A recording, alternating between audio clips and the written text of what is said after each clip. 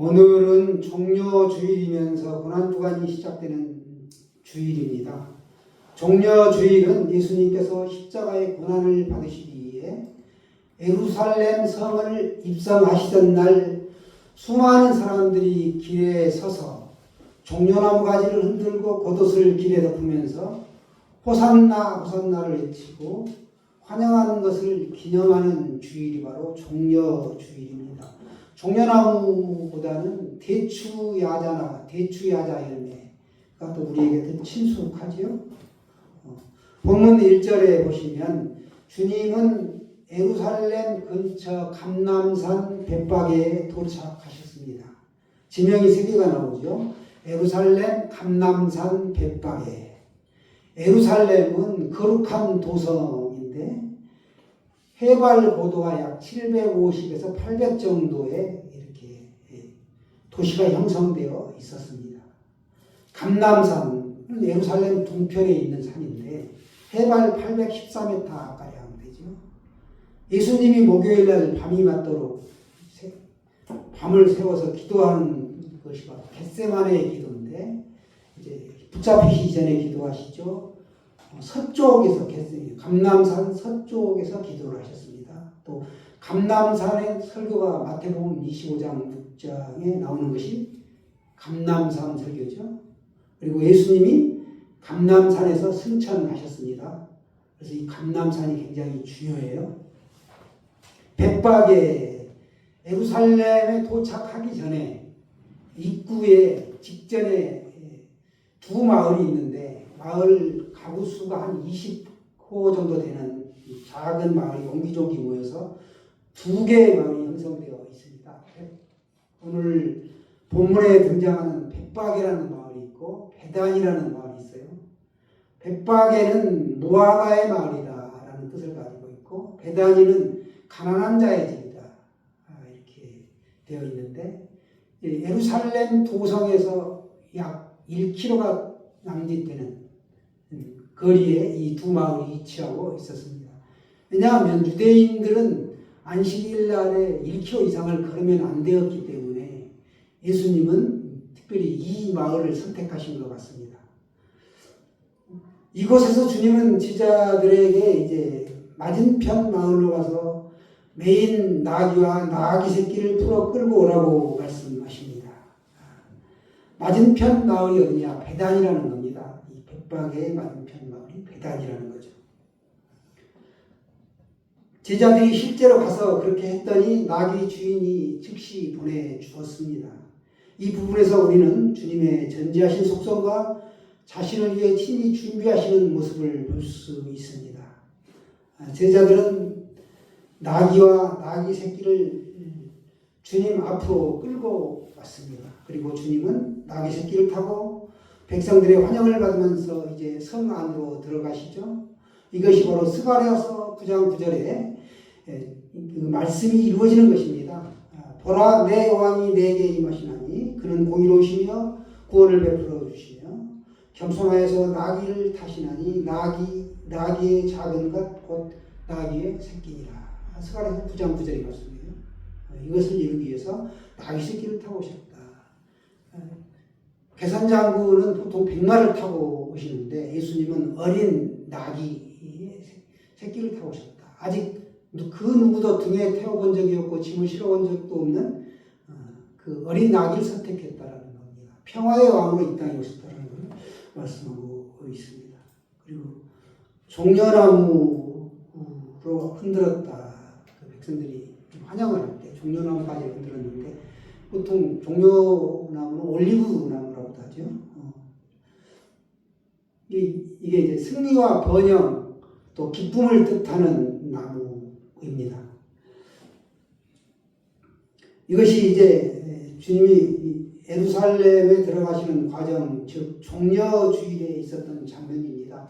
종려나무 가지를 흔들었기 때문에 종려주일이다 이렇게 이제 우리가 표현하고 있습니다. 우리나라는 보통 이제 구구단 여러분 다 외우시잖아요. 외울 때 9단까지 외웁니다. 그런데 외국에서 어떤 나라들은 보면 19단까지를 외워요.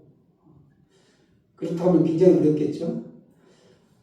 주님이 원하시는 그만큼의 수준이 있는데, 믿음의 분량이 있는데, 장성한 분량에 이르는 그 단계를 우리가 구단이라고 본다면, 한국교회 신자들이 보통 어느 정도 수준에 있을까라고 누군가가 문제를 제기해가지고 한번 그걸 다룬 적이 있는데, 한국교회 신자들이 대부분이 자신의 병 낫기를 위하여 또 돈 많이 벌게 해달라고, 또 자녀들 잘 되게 해달라, 이렇게 비는 정도의 수준에 머물러 있다는 겁니다. 그래서 그 정도의 단계라면 불과 2단이나 3단 정도의 구구단 정도의 수준에 머물러 있다라고 평가하는 걸 들었습니다. 그렇다면 오늘 우리들은 신앙의 대상인 예수 그리스도에 대해서 우리가 얼마만큼 아는가? 아니, 아는 게 중요한 게 아니라 고난의 주님을 영접한 성도로 얼마만큼 우리가 삶에서 살아가는가입니다. 오늘 주시는 말씀 속에서 고난의 주님을 영접하는 성도로서 우리가 삶의 지경이 넓혀지고 또 넓어지는 만큼 하나님의 은혜를 체험하며 누리며 살아갈 수 있으시기를 바랍니다. 예수를 환영하는 우리들은 놀랍게도 호산나라는 구호를 외치고 있었습니다. 예나 지금이나 대중들은 약간 선동적인 기질이 있나 봅니다. 그 예루살렘 소시민들은 자신들의 겉옷을 벗어서 길에 깝니다. 또 힘센 왕이나 지도자들이 올 때 붉은 용단을 깔게 되는데, 우리 영화제 같은 데 보면 카펫을 깔죠. 그것처럼 이렇게 깔게 되는데, 그런 걸 흉내낸 것입니다. 그리고 종려나무 가지를 꺾어 흔들었습니다. 그리고 그 다음에 이제 또 호산나라는 구호를 외쳤죠. 호산나는 아람어입니다. 아람어. 이스라엘 민족들이 쓰는 언어가 두 가지예요. 아람어가 있고 히브리어가 있습니다. 그런데 아람어는, 호산나는 구하옵나니 이제 지금 구원해 주시옵소서, 그런 뜻입니다. 예루살렘은 꿈꾸듯 하였고 갈릴리의 나사렛 예수가 그 중심에 있었다라는 것을 알 수 있습니다. 1세기 이스라엘을 뒤흔들고 있던 물결은 새로운 시대, 새로운 희망을 노래하게 되었습니다. 그 중심에 나사렛 출신의 예수 그리스도가 중심이 되어 있었다라는 것입니다. 당시 조사 자료를 통해서 보면 예루살렘에 거주하는 인구는 약 6, 7만 명 정도 됐었고, 6월절의 행사를 위해서 이스라엘 온 천지에서 이렇게 몰려든 사람들을 합치면 대략 270만 명이 모였다라는 걸 알 수 있습니다. 양이 26만 마리의 그 6월절 행사를 위하여 양이 희생되었는데, 양 한 마리에 보통 10명이 먹을 수 있기 때문에 대략 260만, 270만 명으로 집계되어 있습니다. 이런 상황에서 예수님의 입성은 삽시간에 온 이스라엘 사람들에게 초미의 관심사가 되었다라는 겁니다. 사람들은 소요가 있으니까 궁금해서 더욱 몰려들었다라는 겁니다. 소란이 있고 왁자지 거라고 호산나 소리가 들리고 하니까요. 도대체 이 사람이 누구냐, 여기에 대해서 그러나 답을 제대로 하는 사람이 없었습니다. 여러분, 예수님이 누구이십니까?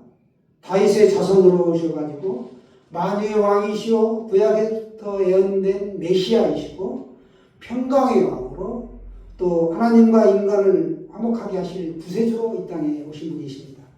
그러나 제자들과 유대인들은 예루살렘에 예수님이 입성하시는 순간까지도 예수님에 대해서 전혀 알지 못했다라는 겁니다. 이들이 몰려든 이유는 딱 하나, 예수를 정치적인 메시아로 생각했습니다. 로마의 압제에서 자신들을 해방시키시고 백성들에게는 자유를 주고 이제는 독립국가가 되어 세계를 정복해 나갈 것을 기대했습니다. 그렇지 않죠.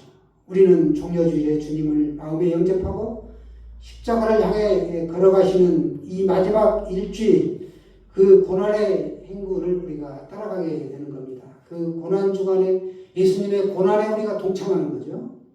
어둠이 깊을수록 색이 격해진다라고 합니다. 요즘 펼쳐지는 사회 현상들, 각 나라의 어떤 문제들을 보면 예수님의 재림이 멀지 않았구나라는 걸 우리가 느낄 수 있습니다. 성경도 그렇게 말씀합니다. 재림의 때가 되면 온 세상이 시끄러워진다는 겁니다. 마태복음 24장 6절 8절에 보시면 난리와 난리 소문을 듣게 될 것이고 민족이 민족을 나라가 나라를 대적하고 곳곳에 기근과 지진이 있으리니 이런 일이 있어도 두려워하지 말라. 끝은 아니니 재난의 시작이라 이렇게 말씀하십니다.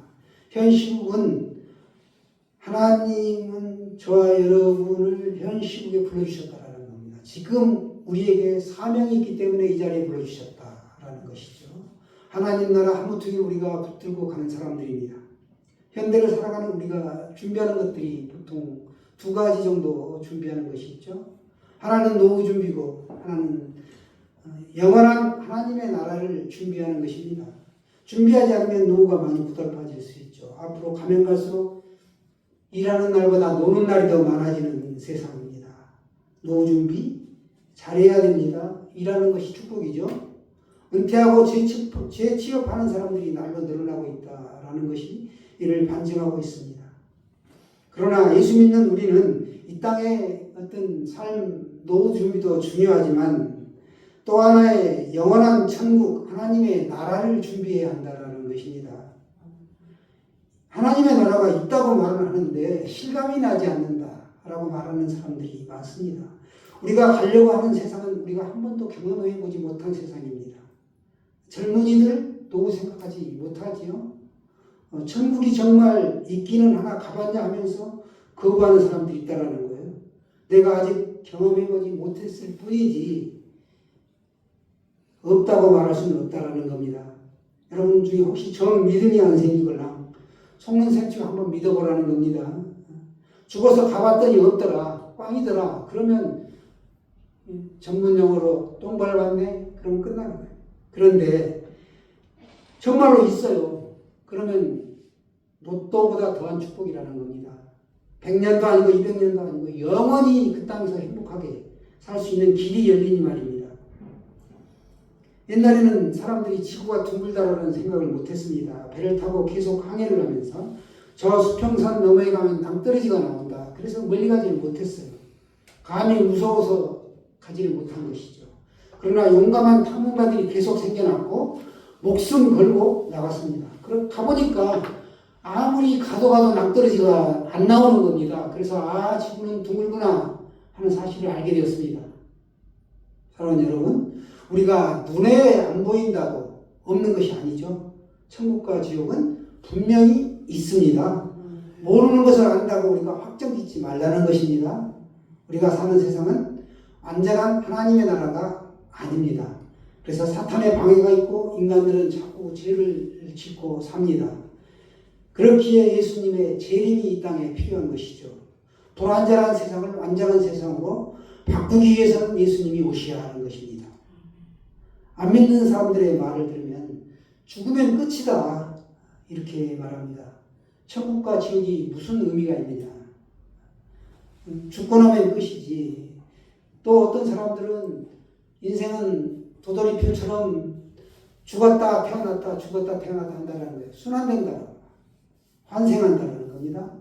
착하게 살다 죽으면 다시 사람으로 태어나지만 악하게 살다 죽으면 온갖 짐승 벌레로 태어난다. 이렇게 말을 합니다. 생각만 해도 끔찍하지 않습니까? 성경은 분명하게 말씀합니다. 죽으면 이 세상에 태어날 일도 없다라는 겁니다. 한 번만 이 땅에서 아주 정확하게 잘 살면 됩니다. 두 번도 필요 없다는 거예요. 죽기 전에 믿어 부끄러운 구원을 얻을 망정 우리가 구원받는 것이 중요하다는 겁니다.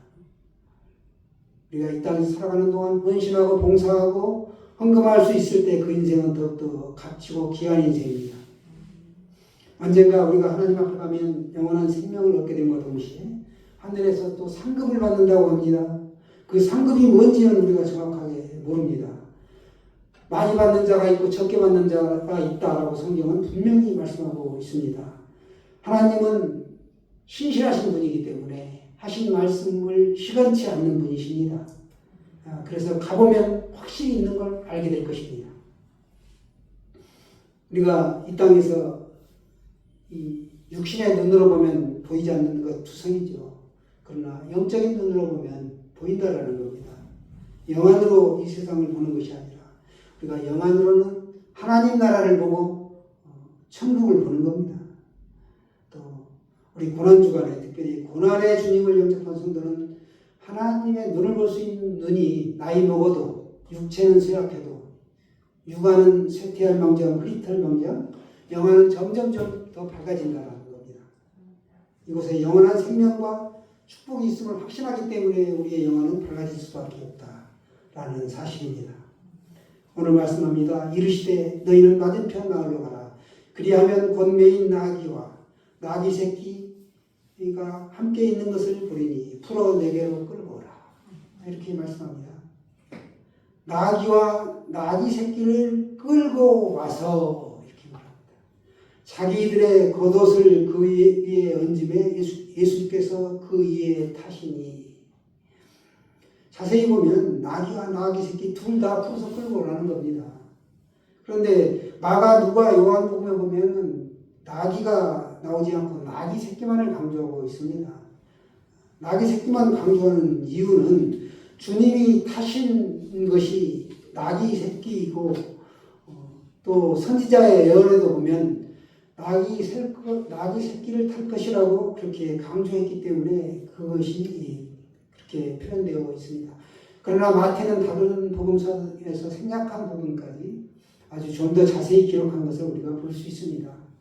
주님께서 나귀와 나귀 새끼를 함께 끌고 오라고 말씀하신 이유가 있겠죠? 성경학자들은 말합니다. 새끼가 놀라지 않고 어미와 함께 어미를 따라가도록 하기 위하여 그랬을 것이다. 이렇게 말씀합니다. 예수님이 나귀 새끼를 타셨지만 어미 나귀도 이 새끼 나귀 그 옆에서 이렇게 함께 동행했다라는 것을 우리가 알 수 있죠.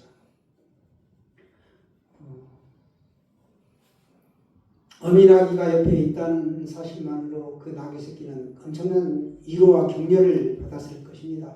한 번도 짐을 태우지도 않았고 더구나 예수님을 등에 태웠는데 얼마나 영광스러운 그 나귀입니까? 그 나귀가 그러나 힘들었을 것입니다. 낑낑댔을 거예요. 그런데 그 엄마가 그 옆에 있었으니까, 엄마 나귀가 있었으니까 덜 힘들었을 것이다. 기꺼이 순종하며 갔을 거라는 겁니다. 우리들이 예배전에 찬양 불렀죠. 날마다 숨쉬는 순간마다 내 앞에 어려운 일 보내. 우리들이 숨쉬는 순간마다 날마다 고통이 있고 고난이 있습니다. 그러면 우리가 살다 보면 정말 힘든 고통이 올 때 어떻습니까? 죽고 싶을 때까지 있잖아요. 심지어.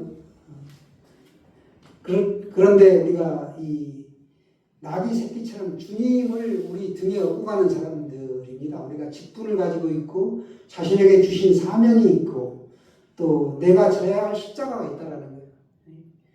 그때 철로역정이 나오는 그 순례자처럼 우리가 길을 가는데 천국 가는 여정 가운데서 힘든 일이 있다라는 겁니다. 그 길을 그런데 나 혼자 가는 것 같지만 실상은 어미나비가 옆에서 동행했던 것처럼 주님이 변함없이 내 옆에서 동행하고 계시다라는 사실이죠. 성령님이 우리 안에 계시기 때문에 나를 인도하시고 그런 나를 이끌어 가십니다. 그러면서 우리의 처지와 상황을 가장 잘 아시고 우리를 격려해주고 계십니다.